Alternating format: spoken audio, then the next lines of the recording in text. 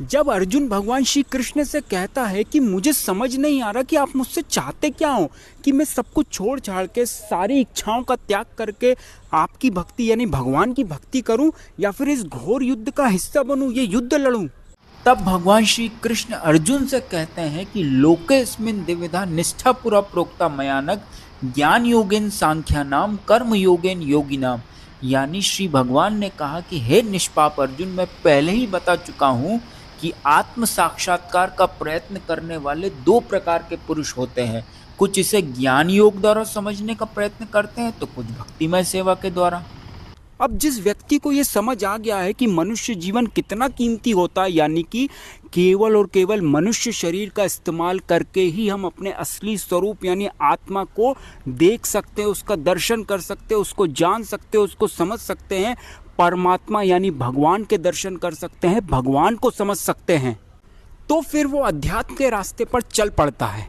इस रास्ते पर चलने वालों में से कुछ ज्ञान योग यानी सांख्य योग का सहारा लेते हैं खुद को जानने के लिए, तो कुछ भगवान की शरण लेके भक्ति योग का सहारा लेना ठीक मानते हैं।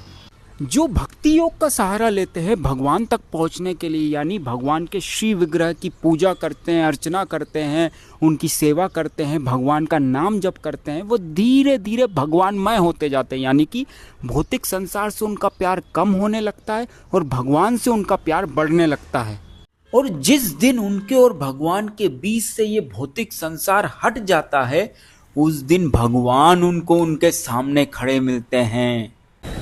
पर जो ज्ञान योग का अनेक प्रकार के शास्त्रों का सहारा लेते हैं, ब्रह्मांड को समझ करके भगवान तक पहुंचने की कोशिश करते हैं, उनमें अहंकार आने की संभावना बहुत ज़्यादा होती है, क्योंकि वो भगवान के नाम का सहारा तो लेता नहीं है, जिसके कारण भगवान से प्यार होने के चांसेस बहुत कम होते हैं। और कहीं अगर शास्त्रों को गलत समझने की वजह से अहंकार में वो खुद को भगवान मान बैठता है, तो फिर तो हो ही गया काम।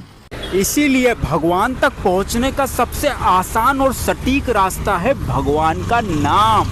तो क्या करो, रटते रहो तोते की तरह, राधा राधा राधा राधा राधा राधा राधे राधे, रटते रहो।